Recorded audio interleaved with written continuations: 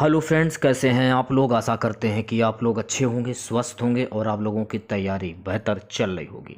तो आज की इस वीडियो में जो आपका सीआरपीएफ पैरामेडिकल स्टाफ का एग्ज़ाम होने वाला है 27 और 28 मार्च को, उन्हीं के टॉप मोस्ट इंपॉर्टेंट क्वेश्चंस को यहाँ पर डिस्कस करने वाले हैं। तो वीडियो काफ़ी इंपॉर्टेंट है आप लोगों के लिए, तो इस वीडियो को पूरा ज़रूर देखिए। वीडियो अच्छा लगे तो प्लीज़ वीडियो को लाइक और शेयर ज़रूर करें। जिन बच्चों ने चैनल को सब्सक्राइब नहीं किया है तो प्लीज़ चैनल को सब्सक्राइब करके नोटिफिकेशन बेल ऑन करना ना भूलें। तो चलिए वीडियो को स्टार्ट करते हैं। एक क्वेश्चन के लिए आपको 2 से 3 सेकंड का समय दिया जाएगा। 2 से 3 सेकंड के बाद मैं आंसर क्लियर कर दूंगा। तो आज के सेशन में पहला क्वेश्चन, पूर्व वैदिक आर्यों का धर्म प्रमुखता क्या था। 4 ऑप्शन आपके सामने दिए जा रहे हैं, आंसर आपको कमेंट बॉक्स में बताना है।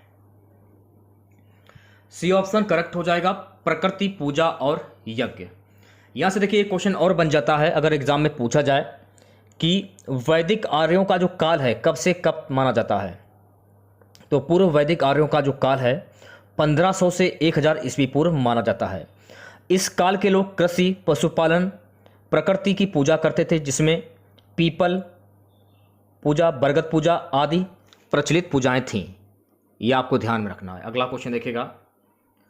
दूसरा क्वेश्चन है कि भारत के किस स्थल की खुदाई से लौह धातु के प्रचलन के प्राचीनतम प्रमाण मिले हैं। तक्षशिला, अतरंजी खेड़ा, कौशाम्बी, हस्तिनापुर। तो सही जवाब हो जाएगा ऑप्शन बी, अतरंजी खेड़ा। अगर एग्जाम में पूछा जाए कि अतरंजी खेड़ा ये कहां पर स्थित है, तो आपको ध्यान में रखना है कि अतरंजी खेड़ा उत्तर प्रदेश के एटा जनपद में स्थित है। यहां से 1964 में आर.सी. गौड़ और नूरुल हसन ने इस स्थल का उत्खनन कार्य किया था, और जिसमें बड़ी मात्रा में लौह उपकरण की प्राप्ति हुई थी, जिनमें बाण, भाला, चिमटे, कीले, कुल्हाड़ी, मछली आदि चीज जो है वो मिली थी। ये आपको ध्यान में रखना है। अगला क्वेश्चन देखेगा। दिल्ली की कुव्वत उल इस्लाम मस्जिद के प्रांगण में उन्नत प्रसिद्ध लौह स्तंभ किसकी स्मृति में बना है। अशोक, चंद्रगुप्त, हर्ष, अनंगपाल। तो सही जवाब हो जाएगा ऑप्शन बी, चंद्रगुप्त। तो देखिए यहां पे आपको एक बात ध्यान में रखनी है कि इस लौह स्तंभ की स्थापना किसने की थी। तो आपको ध्यान रखना है, इस लौह स्तंभ की स्थापना चंद्रगुप्त द्वितीय ने होड़ों के विरुद्ध विजय के फलस्वरूप कराई थी। यह आपको ध्यान में रखना है, ठीक है। चलिए बढ़ते हैं अगले क्वेश्चन की ओर। अगला क्वेश्चन है गाइस कि पाल वंश का संस्थापक कौन था, जिसे बंगाल की आम जनता ने अराजकता से मुक्ति दिलाने के लिए चुना था। गोपाल, धर्मपाल, देवपाल, नारायणपाल। तो इस क्वेश्चन का सही जवाब हो जाएगा ऑप्शन ए, गोपाल। देखिए गाइस, पाल वंश का संस्थापक गोपाल को माना जाता है। ऐसा कहा जाता है कि गोपाल को बंगाल का शासक वहां के लोगों ने बनाया था। गोपाल बौद्ध धर्म का अनुयायी था तथा इसने अदोंतपुरी विश्वविद्यालय की स्थापना की थी। तो यहां से देखिए क्वेश्चन बन जाता है कि गोपाल जो है ये किस धर्म का अनुयायी था। तो आपको ध्यान में रखना है कि गोपाल जो है ये बौद्ध धर्म का अनुयायी था। और दूसरा क्वेश्चन यहां से एक और बन जाता है कि गोपाल ने अदोंतीपुरी विश्वविद्यालय की स्थापना की थी। यह भी आपको ध्यान रखना है फैक्ट। जालियांवाला बाग हत्याकांड के लिए जिम्मेदार ओ डायर को निम्न में से किसने मार डाला। तो इस क्वेश्चन का सही जवाब हो जाएगा ऑप्शन सी, ऊधम सिंह ने मार डाला। अगर हम बात करें जलियांवाला बाग हत्याकांड ये कब हुआ था, तो जलियांवाला बाग हत्याकांड ये हुआ था वर्ष 1919 में। ये आपको ध्यान में रखना है, ठीक है। जिसमें निहत्थे लोगों पर वर्ष 1919 में अंधाधुंध गोलियां बरसाई थी, जिसमें सैकड़ों लोगों की जान चली गई थी। तो जनरल डायर की हत्या ऊधम सिंह ने की थी। ये आपको ध्यान में रखना है। अगला क्वेश्चन देखेगा। छठा क्वेश्चन है कि किस आंदोलन को हिंदुओं और मुसलमानों दोनों का समर्थन मिला था। सी ऑप्शन करेक्ट हो जाएगा, असहयोग आंदोलन। असहयोग आंदोलन को हिंदुओं और मुसलमान दोनों का समर्थन मिला था। असहयोग आंदोलन वर्ष 1920 गांधी जी द्वारा चलाया गया एक व्यापक आंदोलन था, जिसमें सभी वर्गों की भागीदारी थी, जिसके कारण इस आंदोलन की पहली बार पूरे भारत में समर्थन मिला था। यह भी आपको ध्यान में रखना है। अगला क्वेश्चन देखिएगा। माउंट एटना, जिसे यूरोप का सबसे सक्रिय ज्वालामुखी माना जाता है, यह निम्नलिखित में से किस देश में स्थित है। तो यह स्थित है इटली में। अगर हम इटली की बात करें तो इटली की राजधानी क्या है? तो इटली की राजधानी है रोम। बात करें इटली की मुद्रा क्या है? तो इटली की मुद्रा है इतालवी लीरा। ये आपको ध्यान में रखना है, ठीक है। अगला क्वेश्चन देखेगा। सो गाइस, अगला क्वेश्चन है, निम्नलिखित में से कौन सी एक आग्नेय चट्टान नहीं है? ग्रेनाइट, नाइस, इनावा, बेसाल्ट। तो इस क्वेश्चन का सही जवाब हो जाएगा ऑप्शन बी, नाइस। नवा क्वेश्चन देखेगा। भारतीय वानस्पतिक सर्वेक्षण बोटेनिकल सर्वे ऑफ इंडिया का मुख्यालय कहां पर है? लखनऊ, उटकमंड, दार्जिलिंग, कोलकाता। अगर इसकी स्थापना की हम बात करें तो इसकी स्थापना 13 फरवरी वर्ष 1890 को हुई थी और इसका जो मुख्यालय है, इसका मुख्यालय कोलकाता में है। ये आपको ध्यान में रखना है, ठीक है। और ये जो मंत्रालय है, ये मंत्रालय वर्तमान में, ये मंत्रालय वन एवं पर्यावरण मंत्रालय के अधीन एक वानस्पतिक वैज्ञानिक संस्थान है। ये भी आपको ध्यान में रखना है। 10वां क्वेश्चन देखेगा। मानस राष्ट्रीय उद्यान नेशनल पार्क ये कहां पर स्थित है? मध्य प्रदेश, झारखंड, असम, पश्चिम बंगाल। तो मानस राष्ट्रीय उद्यान कहां पर स्थित है? तो ये असम में स्थित है। तो सी ऑप्शन करेक्ट हो जाएगा। अगर इसकी स्थापना की बात करें तो इसकी स्थापना वर्ष 1990 में की गई थी। ये आपको ध्यान में रखना है, ठीक है। अगला क्वेश्चन देखेगा। 11वां क्वेश्चन। भारत में सबसे अधिक जैव विविधता संपन्न क्षेत्र है? गंगा का मैदान, ट्रांस हिमालय, पश्चिमी घाट, मध्य भारत। सी ऑप्शन करेक्ट हो जाएगा, पश्चिमी घाट। अगला क्वेश्चन 12वां है कि साइलेंट वैली परियोजना निम्नलिखित में से किस राज्य से संबंधित है? उत्तराखंड, हिमाचल प्रदेश, केरल, तमिलनाडु। साइलेंट वैली परियोजना निम्नलिखित में से किस राज्य से संबंधित है? देखिएगा, साइलेंट वैली जो परियोजना है इसका संबंध केरल राज्य से है। और दूसरी बात यह आपको ध्यान रखना है कि साइलेंट वैली परियोजना केरल के पलक्कड़ जिले में नीलगिरी की पहाड़ियों में स्थित है। यह भी आपको ध्यान में रखना है। तो सी ऑप्शन करेक्ट हो जाएगा, केरल। 13वां क्वेश्चन देखेगा। भारत में नागरिकों के लिए निर्धारित मत देने की न्यूनतम आयु क्या है? 18 वर्ष, 21 वर्ष, 16 वर्ष या 20 वर्ष। भारत में नागरिकों के लिए निर्धारित मत देने की न्यूनतम आयु है 18 वर्ष। यह आपको ध्यान रखना है। तो ए ऑप्शन करेक्ट हो जाएगा। वर्ष 1989 से पहले यह आयु 21 वर्ष थी। 61वें संविधान संशोधन द्वारा मतदान के लिए आयु सीमा 21 वर्ष से घटाकर 18 वर्ष कर दी गई। भारत में मत देने का अधिकार एक संवैधानिक अधिकार है। यह भी फैक्ट आपको ध्यान में रखना है। 14वां क्वेश्चन देखेगा। निम्नलिखित में से कौन सरकारिया आयोग का सदस्य था? सरकारिया आयोग का सदस्य कौन था? सी ऑप्शन करेक्ट हो जाएगा, डॉक्टर SR सेन सरकारिया आयोग के सदस्य थे। तो सरकारिया आयोग का गठन कब हुआ था? ये भी तो पेपर में पूछा जा सकता है। तो सरकारिया आयोग का गठन जून 1983 में केंद्र और राज्य सरकार के बीच संबंध और शक्ति के संतुलन की क्षमता की जांच के लिए किया गया था। यह भी आपको ध्यान में रखना है। बढ़ते हैं अगले क्वेश्चन की ओर। अगला क्वेश्चन है 15वां। भारत में निर्वाचनों का अधीक्षण, निर्देशन और नियंत्रण किसमें निहित है? तो इस किसमें निहित है? तो सही जवाब हो जाएगा ऑप्शन सी, भारत के निर्वाचन आयोग। तो भारत के निर्वाचन का अधीक्षण, निर्देशन और नियंत्रण भारत के निर्वाचन आयोग में निहित होता है। भारत में संविधान अनुच्छेद 324 के तहत राष्ट्रपति, उपराष्ट्रपति, लोकसभा तथा विधानसभा हेतु स्वतंत्र एवं निष्पक्ष चुनाव प्रक्रिया की व्यवस्था के लिए निर्वाचन आयोग का प्रावधान किया गया है। यह भी आपको ध्यान में रखना है। 16वां क्वेश्चन देखेगा। निम्नलिखित में से कौन अंतर्राज्यीय परिषद गठन करने के लिए अधिकृत है? संसद, राष्ट्रपति, लोकसभा के अध्यक्ष, प्रधानमंत्री। ऑप्शन बी करेक्ट हो जाएगा, राष्ट्रपति। सो गाइस 17वां क्वेश्चन।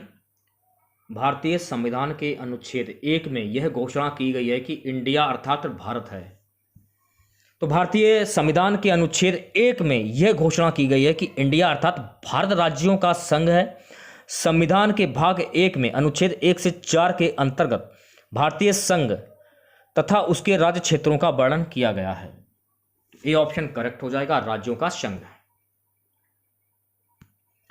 भारत में किसकी स्वीकृति के बिना कोई भी सरकारी खर्च नहीं किया जा सकता है? संसद, प्रधानमंत्री, राष्ट्रपति, उच्चतम न्यायालय। भारत में संसद की स्वीकृति के बिना कोई भी सरकारी खर्च नहीं किया जा सकता है।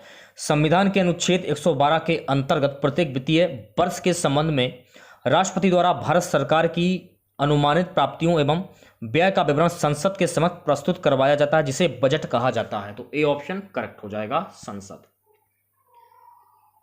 19वां क्वेश्चन देखिएगा। वीडियो को लाइक कर दीजिए आप लोग जल्दी से जल्दी, क्योंकि एग्जाम जो है आप लोगों का 27 मार्च और 28 मार्च को होना है। तो जो भी मैं आपको प्रैक्टिस सेट प्रोवाइड करा रहा हूं, ज़्यादा से ज़्यादा सॉल्व करिए और प्रैक्टिस करते रहिए। आप लोग रिवीजन पर विशेष फोकस कीजिए आप लोग। 19वां क्वेश्चन देखिएगा। गरीबी हटाओ का आह्वान किस पंचवर्षीय योजना में सम्मिलित किया गया था? चौथी, पांचवी, छठी, सातवीं। गरीबी हटाओ का आह्वान पांचवी पंचवर्षीय योजना में सम्मिलित किया गया था। इस पंचवर्षीय योजना का कार्यकाल 1974 से 1979 तक था। इस योजना को जनता पार्टी की सरकार ने वर्ष 1979 के स्थान पर वर्ष 1978 में ही बंद कर दिया था। तो ये भी आपको ध्यान रखना है। तो बी ऑप्शन करेक्ट हो जाएगा, पांचवी पंचवर्षीय योजना। 20वां क्वेश्चन देखेगा। कृषि एवं ग्रामीण विकास क्रियाओं की सभी प्रकार की साख आवश्यकताओं की पूर्ति करने वाली एकमात्र संस्था है। RBI, NABARD, ARDC, NAFED. B option correct हो जाएगा, नाबार्ड। ये आपको ध्यान रखना है। तो देखिए, कृषि एवं ग्रामीण विकास क्रियाओं की सभी प्रकार की साख आवश्यकताओं पूर्ति करने वाली संस्था नाबार्ड है।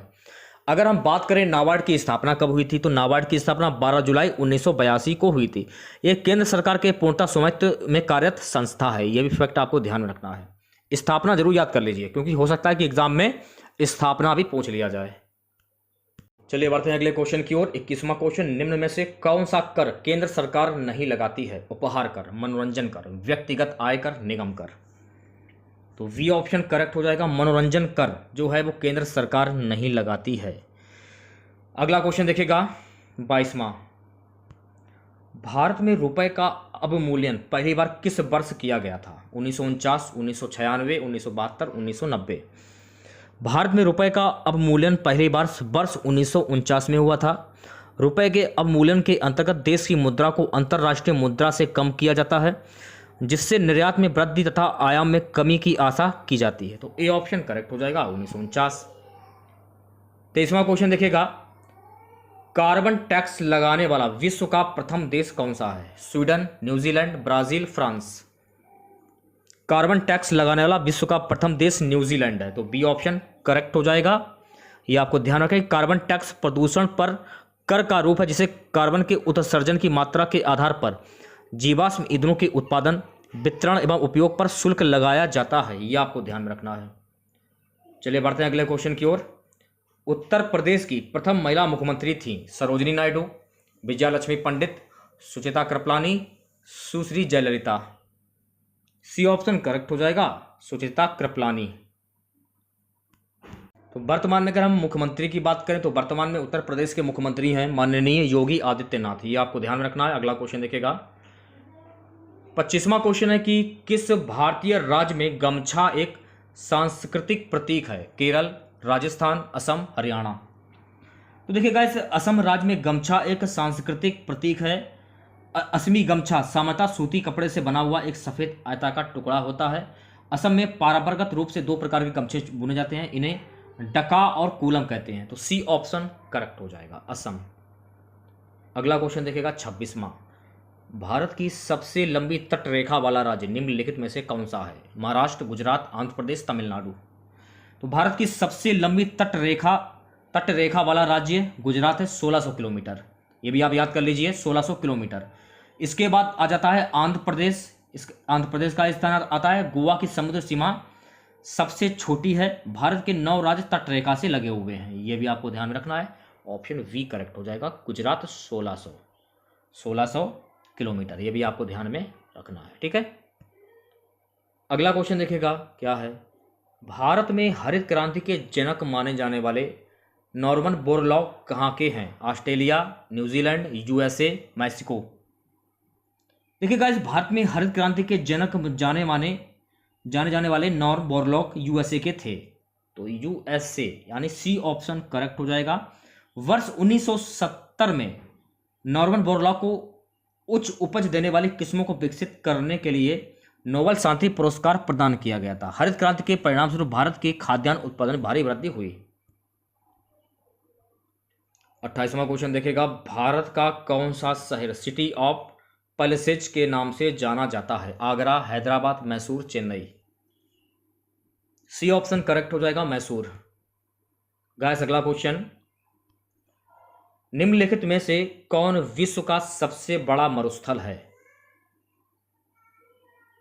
सहारा विश्व का सबसे बड़ा मरुस्थल है, यह आपको ध्यान में रखना है। सहारा जो है यह विश्व का सबसे बड़ा मरुस्थल है जो अफ्रीका महाद्वीप में स्थित है। अफ्रीका के Mali, Morocco, Mauritania, Algeria, Tunisia, Libya, Niger, Chad, Sudan एवं मिस्र देशों में इस मरुस्थल का विस्तार है। यह भी फैक्ट आपको ध्यान में रखना है।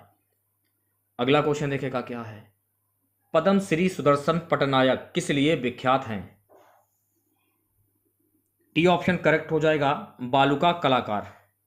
यह आपको ध्यान में रखना है, ठीक है।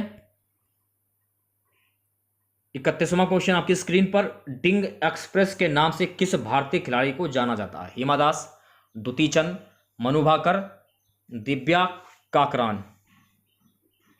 डिंग एक्सप्रेस के नाम से किस भारतीय खिलाड़ी को जाना जाता है? ए ऑप्शन करेक्ट हो जाएगा, डिंग एक्सप्रेस के नाम से हिमा दास को जाना जाता है, जो भारत में असम से भारतीय धावक हैं। उन्हें वर्ष 2018 में अर्जुन पुरस्कार से सम्मानित किया गया था। तो हिमा दास को वर्ष 2018 में अर्जुन पुरस्कार से भी सम्मानित किया गया था। यह भी फैक्ट आपको ध्यान में रखना है। नोबेल पुरस्कार प्रतिवर्ष कहां पर बांटे जाते हैं? तो नोबेल पुरस्कार अल्फ्रेड बोनार्ड नोबेल की स्मृति में प्रत्येक वर्ष 10 दिसंबर को नोबेल फाउंडेशन द्वारा स्टॉकहोम में वितरित किए जाते हैं, जबकि शांति का नोबेल नॉर्वे की राजधानी ओस्लो में दिया जाता है। नोबेल पुरस्कार विश्व स्तर पर सबसे प्रतिष्ठित पुरस्कार है, ये भी आपको ध्यान में रखना है। तो बी ऑप्शन करेक्ट हो जाएगा, स्टॉकहोम। जो भी मैं आपको फैक्ट बता रहा हूं उन्हें अच्छे से सुनते चलिए और याद कर लीजिए। अगला क्वेश्चन, सलीम अली थे। सलीम अली कौन थे? तो सलीम अली जो हैं ये एक विश्वविख्यात पक्षी विज्ञानी थे। तो बी ऑप्शन करेक्ट हो जाएगा। अगला क्वेश्चन है गाइस, ज्ञानपीठ पुरस्कार किस क्षेत्र में दिया जाता है? साहित्य, इतिहास, नाटक, नृत्य। तो भारत में ज्ञानपीठ पुरस्कार मान्यता प्राप्त 22 भाषाओं में किसी भी भाषा के साहित्यकार के सृजनात्मक योगदान है तो भारतीय ज्ञानपीठ ट्रस्ट द्वारा दिया जाता है। इस पुरस्कार के प्रथम विजेता जी शंकर कुरुप थे। यह भी आपको ध्यान में रखना है, ठीक है। तो इस क्वेश्चन का ए ऑप्शन करेक्ट हो जाएगा, साहित्य। अगला क्वेश्चन देखिएगा क्या है, भारत में मीठे पानी की सबसे बड़ी झील कौन सी है? चिल्का, बूलर, लोकटक, सांभर। तो भारत में मीठे पानी की सबसे बड़ी झील बूलर झील है। बी ऑप्शन करेक्ट हो जाएगा, जो भारत में जम्मू कश्मीर केंद्र शासित प्रदेश में अवस्थित है। तो विश्व में ताजी की सबसे बड़ी झील कौन सी है? सुपीरियर झील। ये कहाँ पर स्थित है? ये यूएसए में अवस्थित है। ये भी आपको ध्यान रखना है। देखिए मैं आपको जो भी फैक्ट बता रहा हूँ अच्छे से याद करते चलिए। नेक्स्ट क्वेश्चन देखेगा, मिजोरम की राजधानी कहाँ है? कोहिमा, आइजोल, ईटानगर, कार्बी एंगलोंग। मिजोरम की राजधानी आइजोल है, जबकि कोहिमा नागालैंड तथा ईटानगर अरुणाचल प्रदेश की राजधानी है। तो बी ऑप्शन करेक्ट हो जाएगा। अगला क्वेश्चन देखिएगा गाइस क्या है, एजरा कप का संबंध किस खेल से है? पोलो, हॉकी, फुटबॉल, नौकाचालन। एजरा कप पोलो खेल से संबंधित है। ए ऑप्शन करेक्ट हो जाएगा। पोलो खेल में संबंधित अन्य ट्रॉफियां Prithvi Pal Singh cup, Radha Mohan cup, classic cup आदि कप हैं। यह भी आपको फैक्ट ध्यान में रखना है। 38वां क्वेश्चन, लोकपाल नियुक्त करने वाला विश्व का प्रथम देश कौन सा है? फ्रांस, स्वीडन, चीन, बेलग्रेड। लोकपाल नियुक्त करने वाला विश्व का प्रथम देश स्वीडन है। लोकपाल कुछ निश्चित श्रेणी के सरकारी अधिकारियों के विरुद्ध लगे भ्रष्टाचार के आरोपों की जांच करते हैं। भारत में केंद्र स्तर पर लोकपाल तथा राज्य स्तर पर लोकायुक्त की नियुक्ति की जाती है। बी ऑप्शन करेक्ट हो जाएगा। 39वां क्वेश्चन देखेगा, अफ्रीका के गांधी के नाम से कौन मशहूर था? अफ्रीका के गांधी के नाम से कौन मशहूर था? National Mandela. तो बी ऑप्शन करेक्ट हो जाएगा। ये आपको ध्यान में रखना है। इनको जो है वर्ष 1990 में इन्हें भारत रत्न तथा वर्ष 1993 में इन्हें नोबेल पुरस्कार दिया गया था। ये भी आपको फैक्ट ध्यान में रखना है। अगला क्वेश्चन देखेगा, ऑल इंडिया रेडियो की स्थापना कब हुई थी? ऑल इंडिया रेडियो की स्थापना वर्ष 1936 में हुई थी। ये आपको ध्यान रखना है। प्रारंभ में इसे भारतीय प्रसारण सेवा के नाम से भी जाना जाता है ऑल इंडिया रेडियो को वर्ष 1957 में आकाशवाणी के नाम से भी जाना लगा। ये भी आपको फैक्ट ध्यान में रखना है, ठीक है। अगला क्वेश्चन, भारत के राष्ट्रीय गान के रचयिता हैं बंकिम चंद्र चटर्जी, रविन्द्रनाथ टैगोर, सरोजिनी नायडू, अरविंद घोष। भारत के राष्ट्रीय गान के रचयिता हैं, बी ऑप्शन करेक्ट हो जाएगा, रविन्द्रनाथ टैगोर। भारत में राष्ट्रीय गान के रचयिता रविन्द्रनाथ टैगोर, ये मूल रूप से बांग्ला भाषा में लिखा गया था, लेकिन बाद में इसका हिंदी और अंग्रेजी में अनुवाद कराया गया और संविधान द्वारा 24 जनवरी 1950 को इसे स्वीकार कर लिया गया। ये भी फैक्ट आपको ध्यान में रखना है। गाइस अगला क्वेश्चन, भारत के किस राज्य ने मल्लखंब को अपना राज्य खेल घोषित किया है? Maharashtra, Madhya Pradesh, Delhi, Karnataka. B option correct हो जाएगा, मध्य प्रदेश। गाइस अगला क्वेश्चन, संगणकों के आईसी चिप्स प्राय बने होते हैं।